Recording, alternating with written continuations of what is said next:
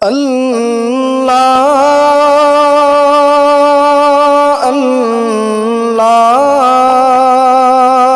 اللہ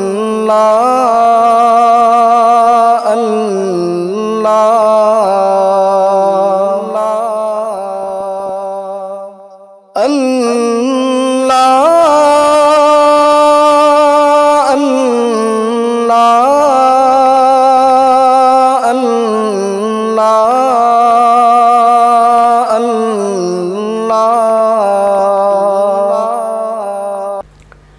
ناظرین گرامی، السلام علیکم ورحمۃ اللہ وبرکاتہ۔ میں ہوں آپ کا میزبان انصار عزیز ندوی، اور آپ اس وقت سیدھی بات ٹی وی چینل کے جاری پروگرام پیغام فرقان کی 108ویں قسط ملاحظہ فرما رہے ہیں۔ ناظرین گرامی، سورہ بقرہ کی آج دو آیات یعنی آیت نمبر 111 اور 112 کی ہم تفسیر پیش کریں گے۔ آئیے تلاوت کر لیتے ہیں۔ اعوذ باللہ من الشیطان الرجیم، بسم اللہ الرحمن الرحیم۔ وقالوا لن يدخل الجنة الا من كان هودا او نصارى تلك امانيهم قل هاتوا برهانكم ان كنتم صادقين بلى من اسلم وجهه لله وهو محسن فلہ اجرہ عند ربہ ولا خوف علیہم ولا هم یحزنون۔ یعنی اور یہودی اور عیسائی کہتے ہیں کہ یہودیوں اور عیسائیوں کی سوا کوئی بہشت میں نہیں جائے گا، یعنی جنت میں، یا ان لوگوں کے خیالات باطل ہیں، یہ ان لوگوں کے خیالات باطل ہیں۔ اے پیغمبر ان سے کہہ دو کہ اگر سچے ہو تو دلیل پیش کرو۔ ہاں، جو شخص خدا کے آگے گردن جھکا دے یعنی ایمان لے آئے اور وہ نیکوکار بھی ہو تو اس کا صلہ اس کے پروردگار کے پاس ہے، اور ایسے لوگوں کو قیامت کے دن نہ کسی طرح کا خوف ہوگا اور نہ وہ غمناک ہوں گے۔ ناظرین گرامی، وقالوا لن يدخل الجنة الا من كان هودا او نصارى، مطلب، اور یہودی اور عیسائی کہتے ہیں کہ یہودی اور عیسائیوں کی سوا کوئی بہشت میں نہیں جائے یا نہیں جانے کا۔ یہودی کے لغوی معنی توبہ کرنا، حق کی طرف لوٹنا ہے، یعنی تائب اور رجوع کرنے والا۔ آپ لوگ بارہا یہود کا لفظ سنتے ہوں گے، آج کل اسرائیل کا جو حالات آئے ہیں، اب یہ لفظ یہود کے لیے مخصوص ہو گیا تو ظاہر بات ہے کہ یہودی کی جو صفت ہمیں اس کے لغوی معنی میں نظر آتی ہے وہ اب ختم ہو چکی ہے، اب تو وہ ظالم و دہشت گرد بن چکے ہیں۔ یعنی یہودی لفظ کسی خاص قوم کے ساتھ جڑ جانے کے بعد ضروری نہیں کہ اپنے مذکورہ لغوی کے معنی کی بھی وہ قوم حامل ہو جائے۔ نصرانی کی جمع نصارہ ہے، یہ حضرت عیسیٰ علیہ السلام کے گاؤں ناصرہ سے لیا گیا ہے۔ یہ بات اچھی طرح ذہن نشین کر لیجئے کہ یہود و نصارہ خود ساختہ نام ہیں۔ روز اول ہی سے اللہ تعالیٰ نے انسانوں کے لیے زندگی گزارنے کا جو منشور عطا کیا وہ اسلام ہے۔ اسی دین کی دعوت ہر نبی اور رسول نے اپنے اپنے قوم کو دی، اور خاتم النبیین محمد مصطفیٰ صلی اللہ علیہ وسلم نے اس دین کے ساتھ نسل انسانی کو یہ مژدہ جاں فضا سنایا جو 5ویں سورہ مائدہ کی آیت نمبر 3 میں موجود ہے کہ الیوم اکملت لکم دینکم واتممت علیکم نعمتی ورضیت لکم الاسلام دینا، یعنی آج میں نے تمہارے لیے تمہارا دین مکمل کر دیا اور تم پر اپنی نعمت پوری کر دی اور تمہارے لیے بحیثیت دین اسلام کو پسند کیا ہے۔ اور سورہ حج کی آیت نمبر 78 میں کہا گیا ہے کہ اللہ نے اس سے پہلے بھی تمہارا نام مسلم رکھا تھا اور اس قرآن میں بھی مسلم ہی رکھا ہے۔ پھر آگے ارشاد فرمایا گیا تِلْكَ أَمَانِيُّهُمْ قُلْ هَاتُوا بُرْهَانَكُمْ إِن كُنتُمْ صَادِقِينَ، یہ ان لوگوں کے خیالات باطل ہیں یا ان کی خواہشات ہیں۔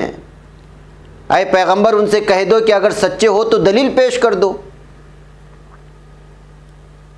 یعنی اس دعوے سچائی پر اپنی کتاب سے کوئی دلیل پیش کرو، کوئی سند لاؤ، اس لیے کہ علم کی بنیاد ٹھوس شواہد پر ہوتی ہے۔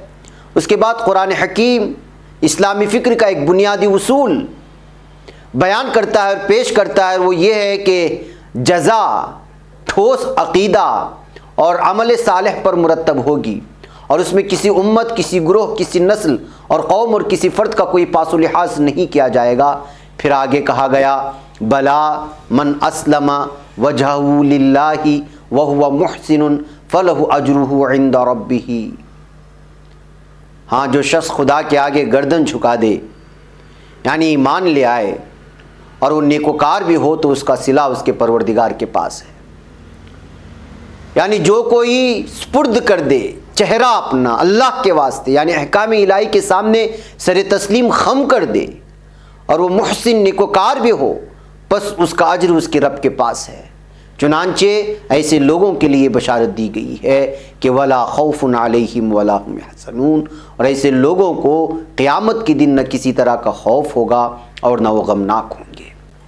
یعنی جو لوگ مسلم بن کر اپنے چہرے کو اللہ کی طرف پھیر لیں گے اور نیکی کی راہ پر چل پڑیں گے، ان کے لیے نہ کوئی خوف ہوگا اور نہ وہ غمگین ہوں گے۔ ناظرین گرامی، ان آیات کی تفسیر میں، تفسیر ابن کثیر میں شیطان صفت مغرور یہودی کے عنوان سے یہ تفصیل ملتی ہے کہ یہاں پر یہودیوں اور نصرانیوں کے غرور کا بیان ہو رہا ہے کہ وہ اپنے سوا کسی کو کچھ بھی نہیں سمجھتے، اور صاف کہتے ہیں کہ ہمارے سوا جنت میں کوئی نہیں جائے گا۔ سورہ مائدہ میں ان کا ایک قول یہ بھی بیان ہوا ہے کہ ہم اللہ تعالیٰ کے اولاد اور اس کے محبوب ہیں۔ اس کے جواب میں قرآن نے کہا کہ پھر تم پر قیامت کے دن عذاب کیوں ہوگا؟ اسی طرح کے مفہوم کا بیان پہلے بھی گزرا ہے۔ ان کا دعویٰ یہ بھی تھا کہ ہم چند دن جہنم میں رہیں گے، جس کے جواب میں ارشاد باری ہوا کہ یہ دعویٰ بھی محض بے دلیل ہے۔ اسی طرح یہاں ان کی ایک دعوے کی تردید کی اور کہا کہ لاؤ دلیل پیش کرو، انہیں عاجز ثابت کر کے پھر فرمایا کہ ہاں جو کوئی بھی اللہ کا فرما بردار ہو جائے اور خلوص و توحید کے ساتھ نیک عمل کرے، اسے پورا اجر و ثواب ملے گا۔ جیسے ایک اور جگہ فرمایا کہ اگر جھگڑے تو ان سے کہہ دو کہ میں اور میرے ماننے والوں نے اپنے چہرے اللہ کے سامنے متوجہ کر دیے۔ غرض یہ ہے کہ اخلاص اور مطابقت سنت ہر عمل کی قبولیت کے لیے شرط ہے۔ تو اسلم وجہہ سے مراد خلوص اور وہ محسن سے مراد اتباع سنت ہے۔ نرا خلوص بھی عمل کو قبول نہیں کرا سکتا جب تک سنت کی تابعداری نہ ہو۔ حدیث شریف میں ہے جو شخص ایسا عمل کرے جس پر ہمارا حکم نہ ہو وہ مردود ہے۔ بس رہبانیت کا عمل وہ خلوص پر مبنی ہو لیکن اتباع سنت نہ ہونے کی وجہ سے وہ مردود ہے۔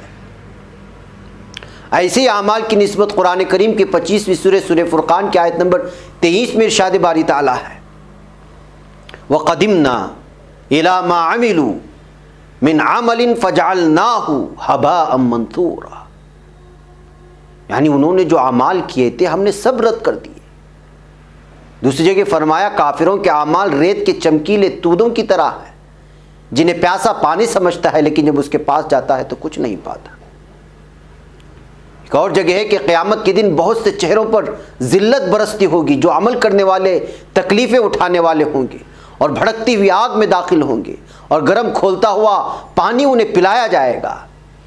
حضرت امیر المؤمنین عمر بن خطاب رضی اللہ تعالیٰ عنہ نے اس آیت کی تفسیر میں مراد یہود و نصارہ کے علماء اور عابد لیے ہیں۔ یہ بھی یاد رکھیے کہ کوئی عمل گو بظاہر سنت کے مطابق ہو لیکن عمل میں اخلاص نہ ہو تو مقصود اللہ کی خوشنودی نہ ہو تو وہ عمل بھی مردود ہے، دھتکار دیا جائے گا، قبول نہیں کیا جائے گا۔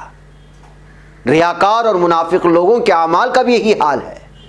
جیسے اللہ تعالیٰ نے فرمایا کہ منافق اللہ کو دھوکہ دیتے ہیں اور وہ انہیں دھوکہ دیتا ہے، اور نماز کو کھڑے ہوتے ہیں تو سستی سے کھڑے ہوتے ہیں، صرف لوگوں کو دکھانے کے لیے عمل کرتے ہیں اور اللہ کا ذکر بہت ہی کم کرتے ہیں۔ اور 107ویں سورہ معون کی آیت نمبر 4 تا 7 نمبر کی آیت میں ارشاد فرمایا فَوَيْلٌ لِّلْمُصَلِّينَ الَّذِينَ هُمْ عَنْ صَلَاتِهِمْ سَاهُونَ الَّذِينَ هُمْ يُرَاءُونَ وَيَمْنَعُونَ الْمَاعُونَ، یعنی ان نمازیوں کے لیے ویل ہے، بربادی ہے، ڈسٹرکشن ہے، جو اپنی نماز سے غافل ہیں، جو ریاکاری کرتے ہیں اور چھوٹی چھوٹی مدد سے منع کرتے ہیں۔ اور 18ویں سورہ کہف کے آیت نمبر 110 میں ارشاد ہوا، فمن کان یرجو لقاء ربہ فلیعمل عملا صالحا ولا یشرک بعبادۃ ربہ احدا، یعنی جو شخص اپنے رب کی ملاقات کا آرزو مند ہو اسے نیک عمل کرنا چاہیے اور اپنے رب کی عبادت میں کسی کو شریک نہیں کرنا چاہیے۔ پھر فرمایا انہیں ان کا رب اجر دے گا اور ڈر اور خوف سے بچائے گا، آخرت میں انہیں ڈر نہیں اور دنیا کے چھوڑنے کا ملال نہیں۔ پھر یہود و نصارہ کے آپس کی بغض و عداوت کا ذکر فرمایا۔ نجران کی نصرانیوں کا وفد جو نبی کریم صلی اللہ علیہ وسلم کے پاس آیا تو ان کے پاس یہودیوں کے علماء بھی آئے۔ اس وقت لوگوں نے انہوں نے ان کو گمراہ بتایا، حالانکہ دونوں اہل کتاب ہیں۔ تورات میں انجیل کی تصدیق اور انجیل میں تورات کی تصدیق موجود ہے۔ پھر فرمایا کہ اختلاف کا فیصلہ قیامت کو خود اللہ تعالیٰ کرے گا، جس دن کوئی ظلم و زور نہیں ہوگا۔ اور یہی مضمون دوسری جگہ یعنی 22ویں سورہ حج کی 17ویں یعنی 17ویں آیت میں بھی آیا ہے کہ ان اللہ یفصل بینہم یوم القیامہ، یعنی مؤمنوں اور یہودیوں اور صابیوں اور نصرانیوں اور مجوسیوں اور مشرکوں میں قیامت کے دن بے شک اللہ فیصلہ فرمائے گا۔ اللہ تعالیٰ ہر چیز پر گواہ اور موجود ہے۔ ایک اور جگہ یعنی 34ویں سورہ سبا میں ارشاد فرمایا گیا، قل یجمع بیننا ربنا ثم یفتح بیننا بالحق وهو الفتاح العلیم، یعنی کہہ دیں کہ ہمارا رب ہمیں جمع کرے گا، پھر حق کے ساتھ فیصلہ کرے گا، وہ باخبر فیصلے کرنے والا ہے۔ ناظرین گرامی، آئیے آخر میں ہم ان آیات کی حکمت و بصیرت کو سمجھنے کی کوشش کرتے ہیں۔